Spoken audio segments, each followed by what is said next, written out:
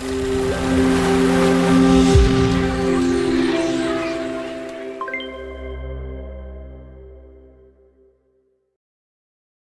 greetings, everyone, and welcome to a very special online event today. It is called Reassuring Truths from Near-Death Experiences Reveal That All Is Well. Find deep connection, love, and meaning knowing you're a co-creator of a great cosmic design.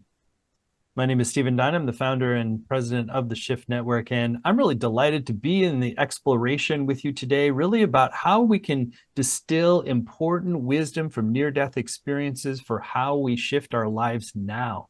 And we're going to get to do that with remarkable two pioneers, actually. One did a best-selling book that really brought a lot of acclaim to this subject. His name is Eben Alexander. He's an MD. He's a renowned academic neurosurgeon. He wrote Proof of Heaven and Living in a Mindful Universe and is a sound journey facilitator. And then we're also here with Karen Newell, who is his teaching partner, and she's a sound journey facilitator, co-founder of Sacred Acoustics, and co-author of Living in a Mindful Universe. So Eben and Karen, thank you so much for joining us here today.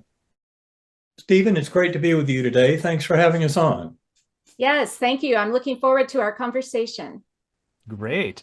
Well, we're excited to be here. And I also want to let everyone know that we have a brand new program with the two of you that is we're super excited about. It's called Secrets of the Soul from Near-Death Experiences. And we're going to share more about that towards the end of today's hour. So more to come. So Eben, why don't we start our journey with you, since it was really your journey out of a body that propelled you into this whole world that we're teaching in and activating in, and really had a seminal effect on the rest of your life. So why don't you share a little bit about your background that preceded that, and what about your experience became such a life-changing episode for your life? Well, absolutely. It changed my life completely. I had spent the first 54 years of my life honing a conventional scientific worldview. I had taught at Harvard Medical School, taught neurosurgery for 15 years or so, thought I understood how brain, mind, and consciousness work. And then everything flipped when I went deep into coma and spent a week in coma due to a severe gram-negative bacterial meningoencephalitis that by all rights should have killed me. And yet the best thing about it was a gift in the form of proving it's such a perfect model of human death, the way it devastates the neocortex and the brainstem. And mine were very damaged even from the onset when I first got to the hospital. But I then went through this extraordinary week deep in coma, my doctors thinking I went from 10% to 2% chance of survival. And they lost hope that I'd have any real recovery by the end of the week. That's why it was really time to take me off the ventilator, stop the antibiotics, and let me go. But the rest was to be a gigantic surprise for everyone, because I ended up coming back to this world. Now, when I first woke up in that ICU room, my brain was horribly damaged.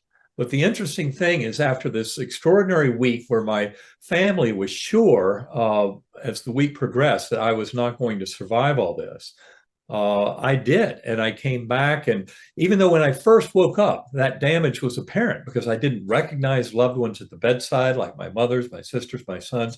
But my youngest sister told me much later of a kind of a fascinating tale of when I first woke up. After I fought the ventilator, they pulled out the breathing tube and I said, "Thank you." She remembers, and this is something that's not really in my memory. I had to depend on a lot of others for memories around this time of awakening because I was still so sick. But what she said was I was sitting there on the bed like a little Buddha, and I would look at everyone around, nurses, doctors, family, friends, and I'd look them in the eyes and I'd say, "Don't worry, all is well." And I would reassure each one of them. And it was this incredible assurance that all was well, especially in that strange context of being someone deathly ill with meningoencephalitis that should have killed me. And yet here I was coming back. That was a big surprise to all. And yet that was just the beginning of this extraordinary journey, because not only my NDE during that week in coma, but the 15 years since that time, working with other scientists to make sense of all of this, have left me with a very clear picture of a shared reality where all beings are eternally connected through the binding force of unconditional love. That's an incredibly powerful spiritual message, and yet it has deep scientific roots to it in addition. But that's what Karen and I have been working on so hard over these many years And that's what we're bringing to life in this particular session. Let's build a little bit on what you said first there before we go over to Karen. So you're painting the picture of the experience you had. There's some universal themes that seem to be clear across near-death experiences that really point to this shared reality of interconnection, of our sort of endurance beyond bodily death. So maybe you should paint a picture of what some of the contours of those kind of root truths that emerge from NDEs when you look at them more globally. Well, I think one of the most impressive things is to realize it demonstrates kind of the reality of the mental realm, of the realm in which we normally think our thoughts, beliefs, and attitudes would reside. And yet what these journeys show us is that that realm, that mental realm, is something that's very strongly present when we're liberated from our bodies and brains at the time of bodily death. For example, it's very common for people who have near-death experiences to have life reviews. And in life reviews, they can access the minds of loved ones who are still present on Earth, and see them where they are. They can visit them across space. There's no real limitation to that. But they also have access to loved ones who have left the physical plane, to those loved ones who have died and are no longer physically there, and yet in this mental realm, which is exactly what quantum physics implies and what so much of this discussion is about, is alive and well. And we learn to navigate that realm, realize that our mental realm, that phenomenal experiential realm, is not simply something created by our brains locally here now in the body, but actually has access to tremendous information beyond that, including telepathic communication with loved ones still present and with those who have left the physical plane. And that is where this broader kind of appeal of the timeless nature, the eternal nature of that mental realm start to come into focus. And near-death experiences very profoundly demonstrate this unification through the mental realm. That's why a loved one can even come to announce their departure to us. And in what's called a shared death experience would be one example. But this mental realm is something that's not simply created by the brain. That's what we think. But in fact, modern science of consciousness is very clearly demonstrating how that mental realm is something we all have access to, and yet it is shared across all of our beloved ones. It intersects with the world of animals and our pets, and also with those who have left, the departed, really showing the importance of continuity of soul and relationships. Karen, love to bring you in now and really share a little bit about your own journey and then how it dovetails with the translation of the NDE experience into really a method of evolving consciousness in current incarnation. Well, it's really interesting because when Eben first told me about that time when he woke up from his near-death experience, and the first thing he said was, "All is well," it really was familiar to me because this was a phrase I had used in my work life, really. I worked for a busy publishing company with lots of deadlines, and I was responsible for the end result, in the production department. And so when everyone was kind of getting all anxious about deadlines, I would just say, "All is well." And when I would answer emails, I would say, "All is well in the universe," when people were all panicking. And so I really identified with that feeling. And that phrase, "all is well," is very connected to this idea of unconditional love. And that love was something I was fascinated with connecting to all my life. I wanted to read about it. I wanted to learn about it. Eventually, I learned the only way to really know and really learn about love is experiencing it, the lack of it or the experience of the actual love. And that feeling of all is well describes it so perfectly, because it's this idea that everything is accepted, everything is okay, anything that's happening, there's a purpose to it, there's a reason, there's meaning to our hardships. And this is where Eben and I really found common ground when he asked me to help teach others how to really get into states that near-death experiencers do to learn these same kind of lessons. And so I had learned these lessons through meditation and all kinds of different techniques that I had learned. And so that's what really brought Eben and I together, to bring this experience to others, that all is well. So I love that you had that same template in you. And so it sort of implies that part of our challenge in incarnation is the belief or the buying into the story that all is not well. It's almost like the definition of the human condition right now, at least pre sort of awakening. But there are other aspects of like just illuminating some of the core patterning of what we're doing in our human incarnation that is putting us out of right relationship with our ultimate truth, that really emerges from the near-death experience. Well, so many people ask us, Eben discovered the secrets of the universe, supposedly, when he really went deep into his experience and brought back this information about this all-loving source at the center of the universe that we're all connected to. And so people often ask, well, then why do we suffer? If this God is so loving, why do we have to go through hard times? And what we found through all of the different experiences that people have had is it's that suffering that helps us grow. It's those hardships that, really challenge us to, how are we going to respond? Are we going to respond with reaction of, disarray and confusion, or can we respond with it in a different way, with grace and understanding that there's a reason why we're having this experience? Now, it's really challenging in the middle of an experience to really get into the depth of why that might be happening. So don't beat yourself up if in the middle of an experience that's so challenging, you can't find that meaning. That meaning can come later, when you can sort of take a step back, get a broader perspective of what's going on. This is what happens during that life review that Eben talked about, where you go revisit, re-experience, relive the moments of your life, not just from your perspective, but from the perspective of others. So you really get a 360-degree vision of what went on. That really greater awareness of what's going on, that's what allows you to find meaning in the hardships in life. And you don't have to wait until you die. This is a natural process that happens, really, we think, to almost everyone.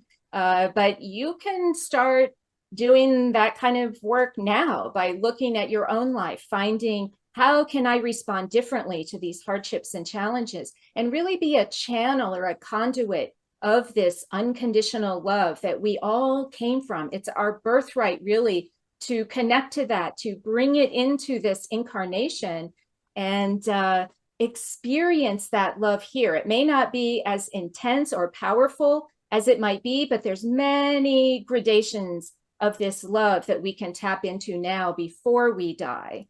And so this is what we try to help people find. We can all find meaning and purpose in our lives, even those hardships, by developing this greater awareness of why you may have come here in the first place. Each of us has a purpose, and when that purpose is fulfilled, that's when we move on to the next realm and continue our journey.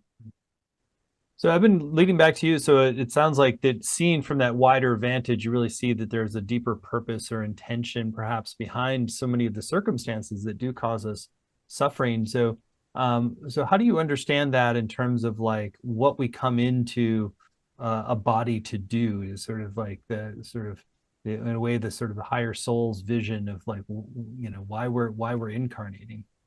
Well, I think there's a lot to this notion of what's known as a soul agreement, that in some fashion our higher souls and soul groups plan certain issues or challenges that we might face in life to help serve as mileposts in our growth. And I think that's actually what's going on, just as Karen mentioned so beautifully a few minutes ago.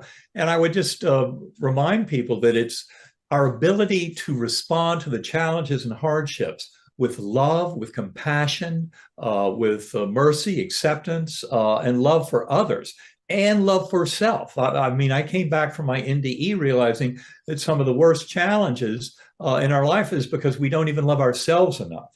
And so really kind of looking at us as that higher soul that can also be focused on the higher good is what allows us to bring love and compassion and kindness into the choices we make in life. Whereas in the kind of darkness of the ego and of a lot of the narcissism and other kind of egocentricities of our culture, people can run into all kinds of trouble facing hardships and difficulties, wondering, why is this happening to me? And kind of seeing themselves as a victim. And so this all is well approach is a much broader kind of higher soul approach that allows us to use these lessons for growth. In my own personal life, I certainly came to see through my NDE and through this kind of analysis that Karen and I are talking about, that my adoption wound was incredibly important. I was put up for adoption when I was 11 days old. My birth mother was 16 years old and unwed. And, you know, in looking back on it all, for much of my life, that adoption just seemed to be an abandonment wound. It was a kind of a challenge to me subconsciously as to whether or not I was even worthy of love. And so in so many ways, what I've been through my life, through that adoption history, the hardship of that adoption, but then the beauty of reconnecting with my birth family 1 year before my coma, and then having that extraordinary journey in coma where my guardian angel turned out to be very important to me for my adoption history, but someone I had never met. And those are all kind of incredible features of my journey. But what they show us is that the hardships and difficulties in life are often the gifts. And it's growing through that. It's how we deal with those. That's where our free will comes in as being so important. And the more we can choose love and kindness and compassion and not choose fear and anxiety and egocentricity, these are the ways that we grow as a soul. It's more of that outward focused, higher good. This is what we're learning to do. And I found I was a soul having a human experience. That's basically what my journey showed me so clearly. And I've spent these 15 years trying to come into a deeper understanding of that. I will add that the kind of practical benefit of this kind of knowledge, by comparison, when I look at what I went through when my adoptive father died 4 years before my coma, very sudden, unexpected, he was seemingly healthy. My response to that, confusion. I was shocked. I felt betrayed by the universe over the loss. But if we fast forward 4 years later to my coma, and then 15 years beyond that to when my adoptive mother passed over, completely different scenario because of so much of what I had learned through all of this. And when my mother passed at age 99 in April of 2019, there was a sense of completion, of comfort, that all is well, of hopeful anticipation in her passage, a sense gathering of souls meeting to greet her. I mean, every bit of it was a completely different experience because of my now expanded knowledge of the reality of eternity of soul and of our connections. And this is something that, for example, is borne out very powerfully in the current scientific world. And as I said, I've spent 15 years as a scientist working with hundreds of other scientists to make sense of all this. And in so many ways, I came to realize that culmination in the year 2022 when the Nobel Prize Committee gave out the prize for physics to three physicists who had worked over the last 4 or 5 decades to prove the reality of entanglement. Entanglement is that mysterious connection of subatomic particles beyond time and space, outside of what we consider the material realm. And entanglement is nothing more than a demonstration of that mental layer of the universe brought to life, that we're all interconnected through that information field that's represented by entanglement.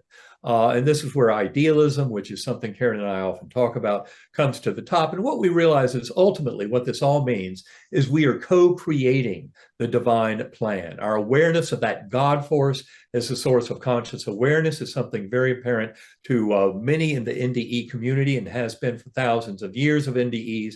It's a model of unified primordial mind that Karen and I promote. Sharing that mind of the universe means that our hopes, dreams, and plans are all part of this divine plan, bringing joy and gratitude for the full experience of life. So beautifully shared. And Karen, I'd love you to share, illuminate a little bit more about like that interplay, the co-creative aspect between some divine plan, a sort of a higher plan for humanity, if you will, and our specific soul's plan for incarnation. How do those two things interface? Well, it seems to be from all of our research that, what people tell us who've experienced this, they seem to be part of making the plans for what goes on here on Earth. Now, they're not making those plans in a vacuum with their ego mind. You're not making your plan like you might make a plan now to go to school, to, buy a house, to look for a job. It's not the same at all. In that setting, you're in this pure setting of unconditional love, tons of support. You have that larger perspective of this being an experience that you're setting out to have, and that it is going to be temporary. You will return to the spiritual realm when it's over. So in that frame of mind, it seems that we do make certain kinds of plans. We buy into, we make agreements with other souls on what we'd like to experience, what we'd like to learn, what we'd like to teach others through our different behaviors. But within that plan that we're a part of co-creating, as Eben said, we have free will to make choices. And some of us are more aligned with the choices that we make when we made that plan. And others of us are maybe more disconnected from that, that idea that we are here for a purpose. And so the closer we can get to being aligned with that purpose of our soul's journey and why we are here, then we see our life unfolding in a different way. And it doesn't mean that you don't have any challenges, but what it means is you face those challenges with grace and understanding that it's here happening because it's supposed to be part of your spiritual growth. Now, some of the events that we encounter, they seem to just be so horrific. But remember, those plans are made in a completely different perspective. And so when you're having that experience, again, don't beat up yourself too much if you're not acting with that grace. You can always go back later. And these seem to be patterns in our lives. And so if you don't get it right the first time, most assuredly, another opportunity will arise where you can shift the way you respond to a situation and really bring more grace and understanding and compassion to what you and others might be going through. Eben, back to you. One of the things I'm curious about is we've been doing more programming at Shift around mediumship and really being able to communicate across the veil, even collaborate across the veil with ancestors, other guides. Does that tendency open up since once people have an NDE, they have some direct experiences on the other side of the veil, if you will, and does it start to become a more collaborative relationship with the beings on the other side for most people? Well, I think certainly going through a near-death experience and having that very concrete and direct personal exposure to beings, entities, forces, that God force, etc., that is a life changer in itself. And once you've been there and been through that, you can't undo it. And so that is enough to change anyone and bring them back to this world far more open to this. Now, many people also come back from near-death experiences with expanded abilities in terms of intuition, empathy, kind of telepathic communication, kind of sensing that mental field in a larger fashion than they're used to. And that, of course, is a tremendous gift of NDEs. To come back and have that kind of connection. Now, for me, I know NDEers who have come back and cracked them open so widely that they see spirit even in this normal waking materialist reality. I wish that were the case for me, but it's not. And so really for me, I go into meditation and I can absolutely dive deep into that spiritual realm and a lot of spiritual connections. And that's why my recommendation to people is you don't have to die or almost die to get all this. It helps people to learn about NDEs and that whole literature, but ultimately it's about personal experience. And this is why meditation and going within, especially with a powerful technique like binaural beats in the form of sacred acoustics, which of course is what Karen is the provider of. This is really the key to help so many people to kind of open up that doorway to the spiritual realm, even if they've never had what they remember as a spiritually transformative or near-death experience.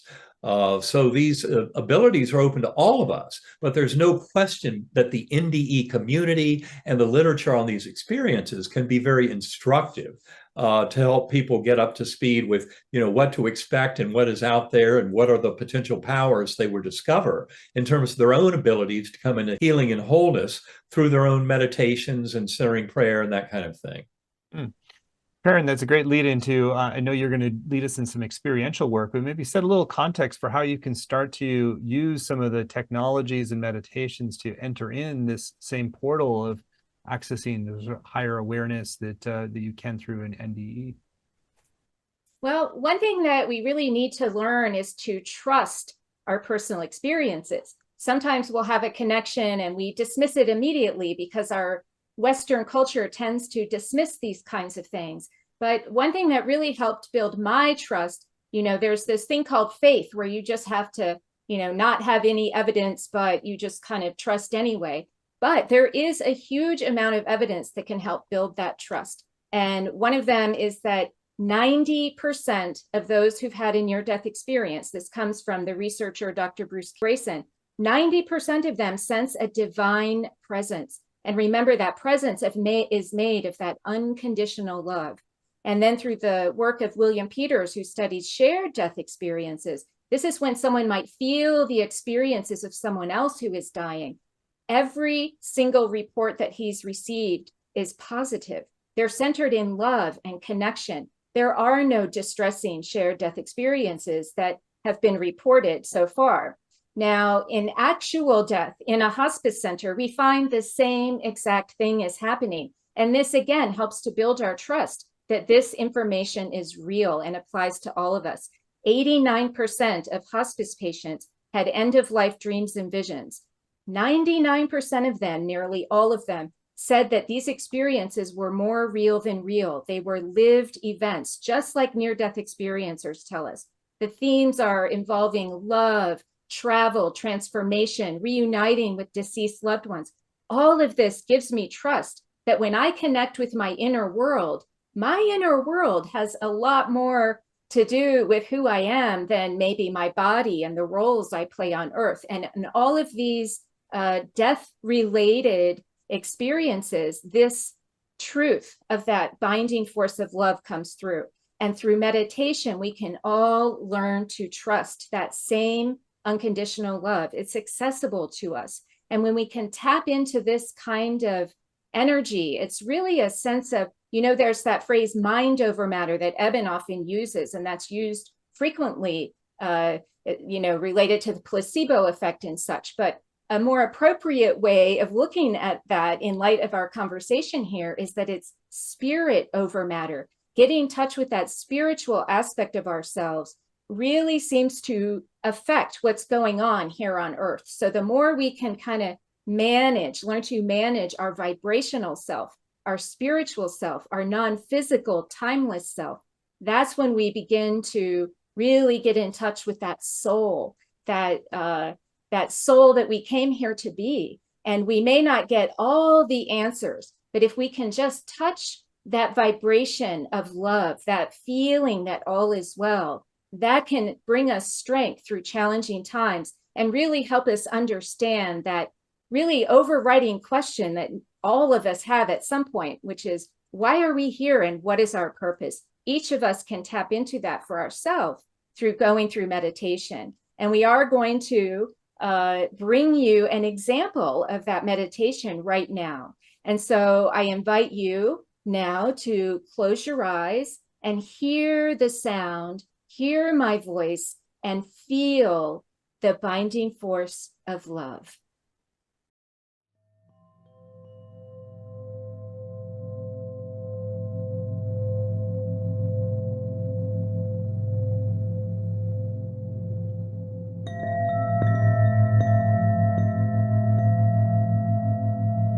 In this now moment, allow yourself to fully relax.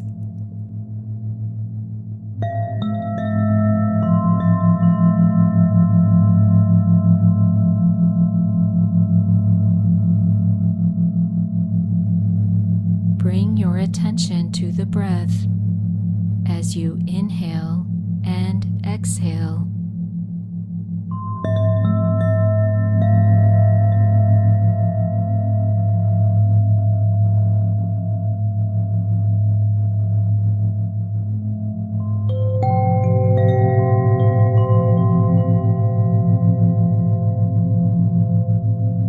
As you breathe in, silently say, let. As you breathe out, silently say, go.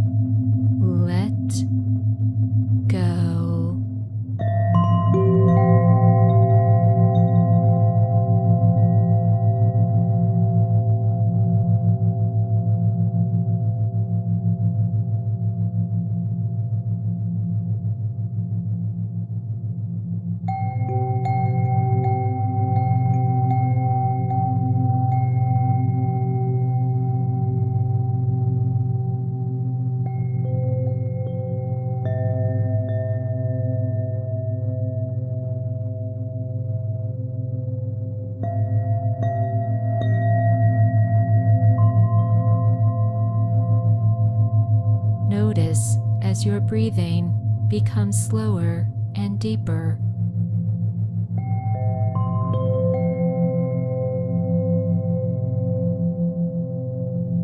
As you continue to relax and let go.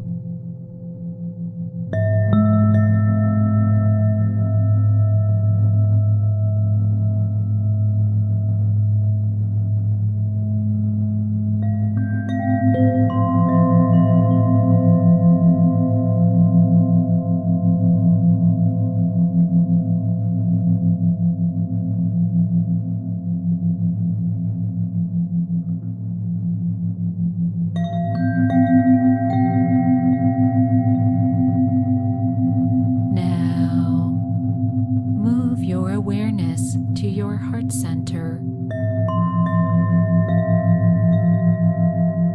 and feel a sense of gratitude for all that is good in your life.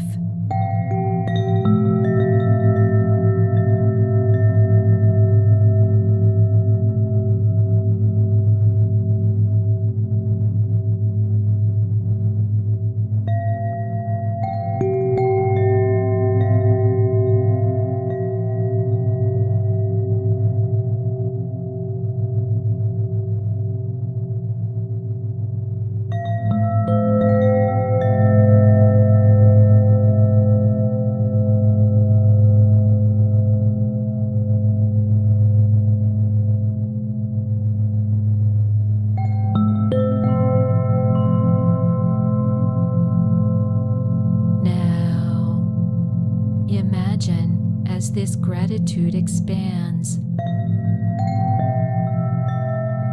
larger and larger to surround your entire body as a glowing ball of light.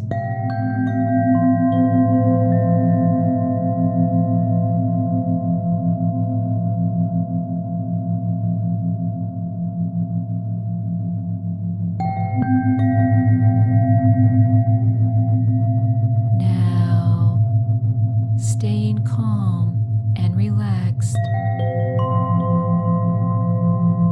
imagine as this vibrant ball of light is gently wrapped by a larger energy, immersing you in complete and full acceptance of all that is.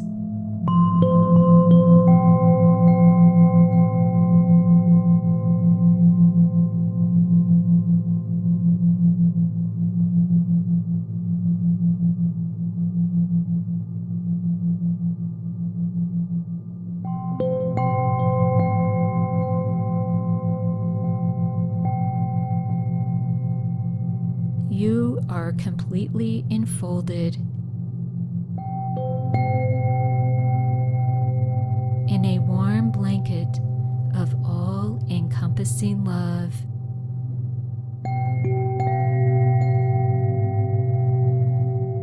This vital force of love, infinite and eternal, assures you that you are deeply loved and cared for.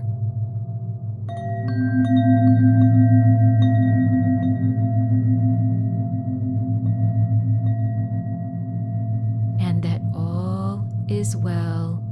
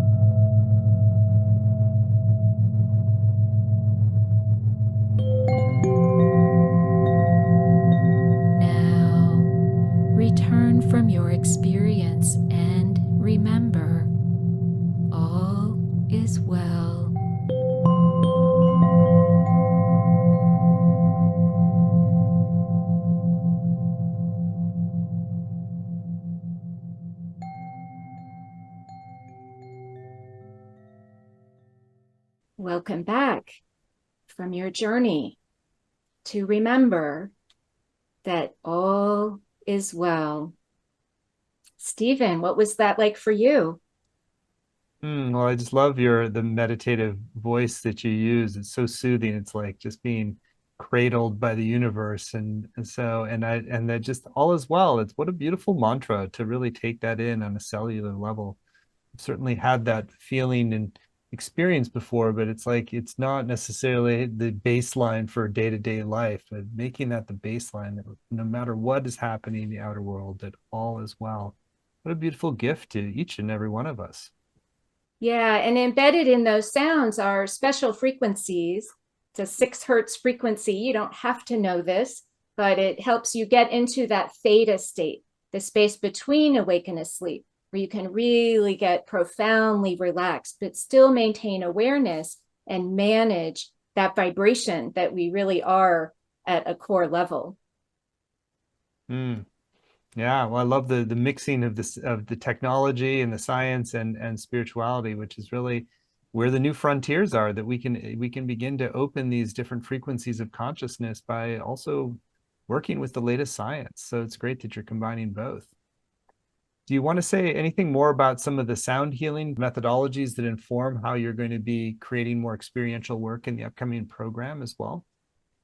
Well, every module that will have a custom recording in it. They'll come from our library of sacred acoustics, but a custom meditation completely related to the content of the course to really guide people from beginning to end how to get to know their soul. And Eben is a huge fan of this work. He listens to sacred acoustics nearly every day as his meditation practice.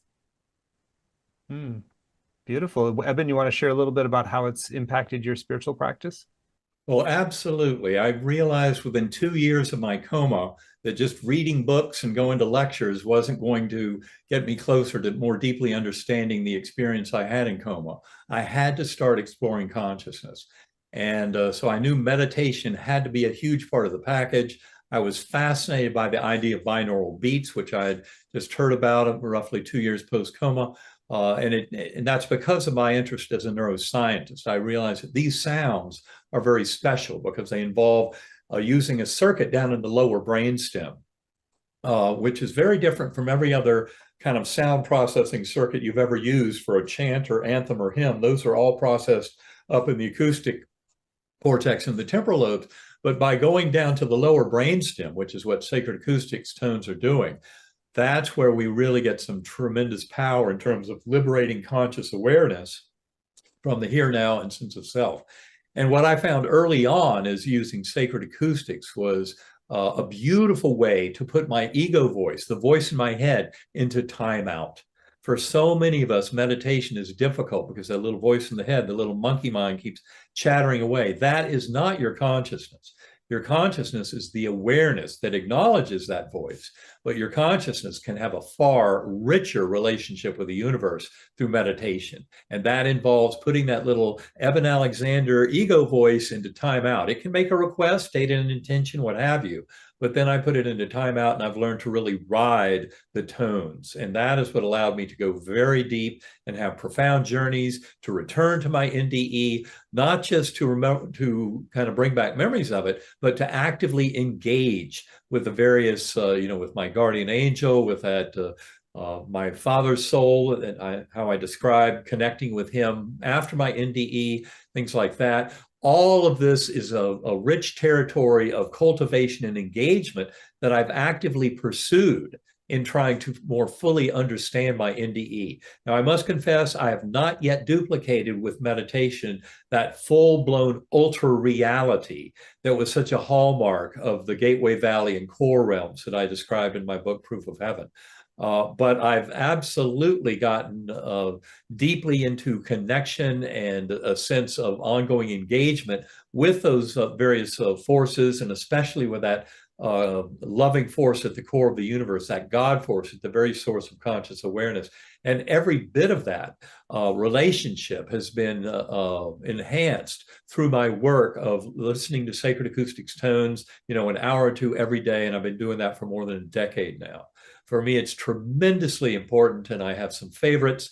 It's allowed me to gain some trust in the great cosmic tapestry of life that connects all beings. And this is something that we share through this kind of workshop, embodying your true identity as an eternal soul and revealing insights from both the science and near-death experience that really combine with this personal experience of meditation to show us, to prove that divine promise that all is well.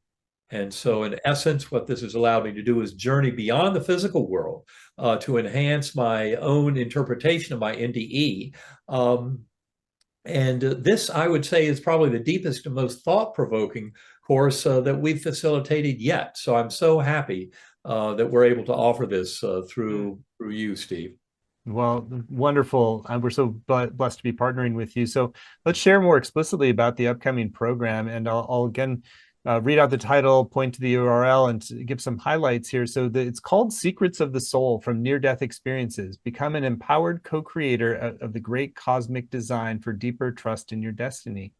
So it really starts with the deeper recognitions and some of these core root level truths, goes through the experiential journey and to claiming a different relationship with the divine plan, the cosmic design, to really recognize our role as co-creators. And so it's a very experiential program. It's not just about the near-death experience itself. It's really about finding your perfect aligned role within the larger cosmic unfolding. So you can see this program laid out in detail at secretsofthesoulcourse.com, secretsofthesoulcourse.com. It's a 7-week journey. Each week is going to build on the last.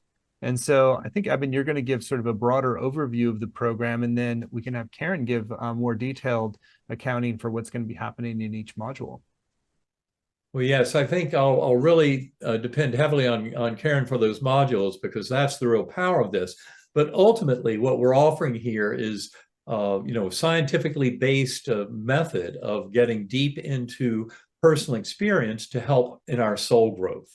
And that's why I said that this really is one of our deepest and most thought-provoking courses yet, and one that we're very happy to offer. But I think the best of it all will come from Karen's description of the specific modules and the details of what we'll be teaching in each of those 7 modules. Yeah, so I can just go right into that. In the first module, that's where we're really focused on the science of your soul. What makes it possible that, we have a soul, and science can support that. And that's what's going to be so fascinating in this module. And we'll get to learn about that science, and also an exercise to know your vibrational self. So every time we talk about a topic, we'll have an experience of that topic. And in module 2, we'll really get into this idea of how our focused awareness can influence the world around you. And it has to do with those neurons that are in our brains. But that's just the part of the mechanism of how this unfolds. And our exercise will be to develop an existential awareness of your soul perspective. Really dive into the meaning of why you are here. And then we'll move on in module 3 to really get into this idea of the one mind, the unified reality that we all share. And we'll discuss the fascinating evidence of after-death communications. This is an incredibly common experience, but most people don't talk about it for fear of ridicule, or they dismiss them as a hallucination or something that's not real. And that's why in this module, we'll really learn to both invite and then trust our transformative spiritual experiences.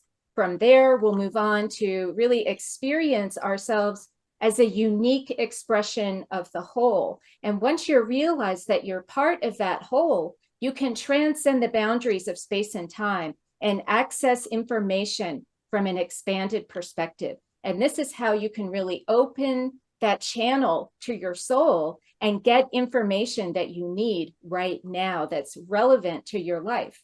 And then in module 5, we'll move on to really here, this is the topic on this one is all about opening to that unconditional love, and how resonance and entanglement really inform us on how this love really serves as that binding force that we're all connected to. And in this module, the exercise will involve really invoking that love, bringing that love into your here and now existence, bringing that love from source to help you with challenges as they're happening. And so this is a really vital thing we can all learn to improve our lives, tapping into the source of that love. Now, next, we'll explore the continuum of consciousness, building on that trust, really learning how to live in the present moment. To know ourselves beyond our bodies involves maintaining a point of lucid consciousness independent of the body. That will be our exercise to learn what it's like to just be centered in your point of awareness. Very important to learn how to do, because that really prepares you for that moment of death, whenever it happens, when your body is no longer with you and you only exist as a point of awareness. So we'll practice that feeling in Module 6. Now in Module 7, that's where we really bring it all together and really see and demonstrate how we are co-creators of our reality. And this is really empowering you to embrace your eternal soul, because you realize that physical death is not the end. And it's really just a continuation of your soul's journey. And in this one, in this module, the exercise will involve tuning into your future self in order to inform your present day wisdom. All of us have this wisdom inside, and we can tap into it to really help our lives here and now. So it's all about, I love the title, Secrets of the Soul. It's all about how to get to know those secrets inside your own soul that will really help you unfold your life in the way that your hopes and dreams would like it to, all supported by amazing science, not just faith, but real trust in the evidence that we are so much more than our physical bodies, and how that information serves to help us here and now in our lives. We're really looking forward to going deep as we've gone this time, and we love to share bonus videos with you all with questions that you ask. So bring all your questions to the course. We answer every single question that is presented in some fashion.